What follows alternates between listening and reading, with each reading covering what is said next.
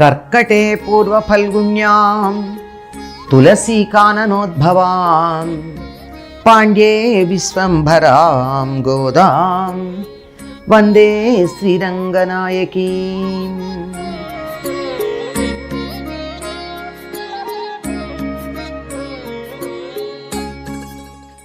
கீழ்வானம் வெள்ளென்று எருமை சிறுவீடு மேய்வான் பரந்தகான் மிக்குள்ள பிள்ளைகளும் போவான் போகின்றாரை போகாமல் காத்துன்னை கூவான் வந்து நின்றோம் கோதுகுலமுடைய பாவாய் எழுந்திராய் பாடிப்பழை கொண்டு மாவாய் பிளந்தானை மல்லரை மாட்டிய தேவாதி தேவனை சென்று நாம் சேவித்தால் அவாவென்றாயாய்ந்து అరుళేలో రెంబావాయ్.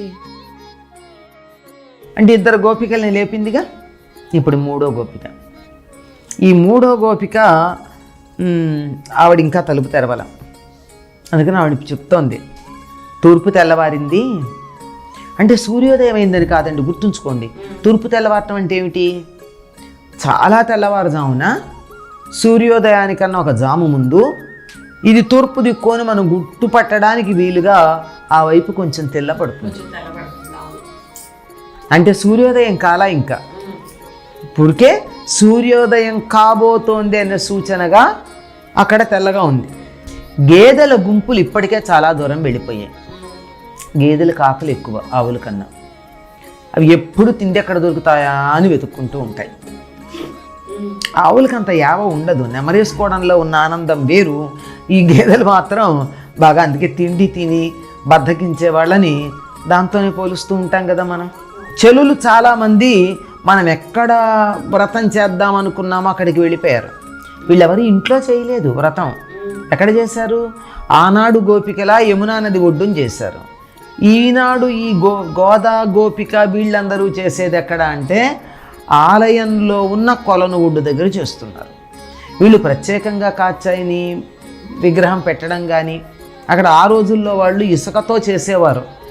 యమునా నదిలో స్నానం చేసి అక్కడ ఉన్న ఇసుకతో ఒక బొమ్మ చేసి అక్కడ పెట్టి పూజించారు వాళ్ళు. ఇప్పుడు అది కూడా చేయటల్లా, ఇక్కడి నుంచి తీసుకెళ్ళి తమని తాము గోపికలుగా భావించుకుని కృష్ణుడికి వెళ్ళి అర్చన చేస్తున్నారు ఆలయంలో ఉన్న కృష్ణుడికి. కనుక మరి సఖులందరూ వెళ్ళిపోయారు అక్కడికి. నువ్వు రాలేదని నీకోసం నేను ఆగిపోయాను. నీకోసం నేను ఒక్కదాన్నే ఆగిపోయాను. తొందరగా రా, అందరినీ కలిసి మేము నాతో పాటు ఇంకా కొంతమంది కూడా ఉన్నారు, వాళ్ళందరూ కలిసి నిన్ను పిలుస్తూ ఉన్నారు. నీ కళ్ళు ఎంత పద్మాల్లాగా ఉన్నా సూర్యుడు రాలేదు కనుక పద్మాలు తెరుచుకోవు అని కదా అంటారు. కనుక నేనేమో పద్మానైనని, అందువల్ల సూర్యోదయం అయితే కానీ లేవను అంటామో. వద్దులేమ్మా, అందరూ మన వాళ్ళు ముందెళ్ళిపోయారు. సూర్యుడు రాబోతున్నాడు కదా, వచ్చేదాకా ఆగాల్సిన పనే ఉంది. తూర్పు దిక్కు తెల్లబడింది కదా, లేచి వచ్చేసేయి.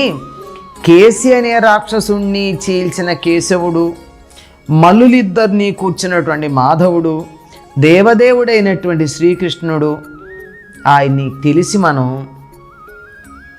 సేవించుకుంటే అతడేమన్నా ఆదుకుంటాడు. ఈయన ఇంతకుముందు దాంట్లో పూతనా సంహారం చెప్పింది, శకటాసుర భంజనం చెప్పింది, అంతకన్నా ముందేం చెప్పింది?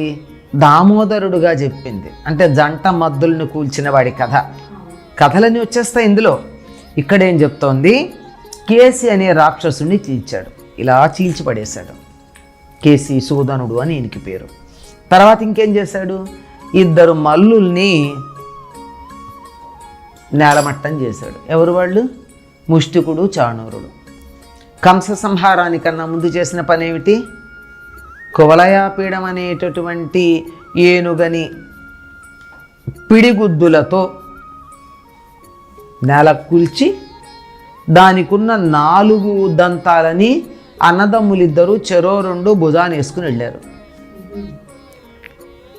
అది 4 దంతాలున్న ఏనుగదే. ఇప్పుడు ఆ తర్వాత ఏం చేశారు? అక్కడికి వెళుతూ ఉంటే ఇద్దరు మల్లురు, ముష్టికుడు, చాణూరుడు. వీళ్ళు తెలుగు వాళ్ళుట. అంటే అప్పటి నుంచి ఇప్పటికి కూడా తెలుగు వాళ్ళు మల్ల యుద్ధంలో ప్రవీణులు అనమాట. మొన్నటి కోడె రామ్మూర్తి గారు కానీ, నిన్నటి కరణం మల్లీశ్వరి కానీ, వీళ్ళెవరు చెప్పినా తెలుగు వాళ్ళు మల్ల యుద్ధంలో ప్రవీణులే, బ్రహ్మాండం. ఆయన్ని మనం ఆ కృష్ణుడి విశేషాలు ఏమిటి?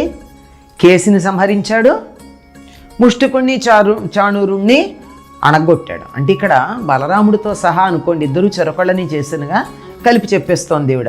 వాళ్ళని ఆ దేవదేవుడు ఆయన కృష్ణుడి దగ్గరికి మనం పెడితే, నీ దగ్గరికి మేము వస్తున్నాము అనేటటువంటి భావనతో గనక మనం వెళ్ళగలిగినట్టయితే ఏం జరుగుతుందో తెలుసా?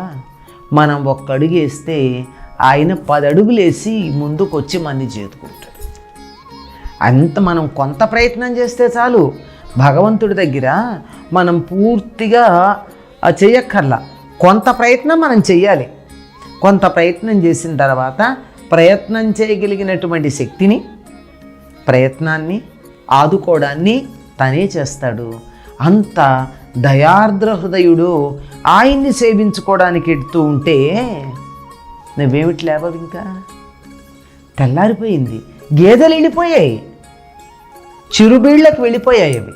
అంటే అవి దూరంగా కూడా పోవండి, గ్రామానికి దగ్గరలో ఉండేటటువంటి చిన్న చిన్న బీడు భూముల్లో నుంచి తినడం మొదలుపెట్టి వెళ్ళిపోతూ ఉంటాయి. అందరూ కూడా వెళ్ళిపోయారు, చాలామంది అక్కడికి వ్రతం చేసే చోటికి. ఇంకో నీకోసం మేము ఆగిపోయాం, నువ్వు రా, కృష్ణుని కీర్తిస్తే అక్కడ ఆయనే మనం కాస్త ప్రయత్నం చేస్తే తనే ఎదురొచ్చి మన్ని సేవించుకుంటాడు, మన్ని ఆదుకుంటాడు. త్వరగా రమ్మని చెల్లిని చెప్తోంది.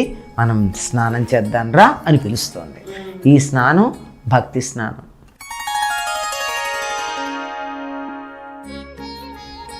నీళాతుంగస్తనగిరి తటీ సుప్తముద్బోధ్య కృష్ణం పారార్జ్యం స్వం శృతి శతశిరసిద్ధమధ్యాపయంతి స్వోచ్ఛిష్టాయాం స్రజినిగళితం యావలాత్కృత్య భుంక్తే గోదా తస్యై నమ ఇదమిదం భూయ ఏవాస్తు భూయః.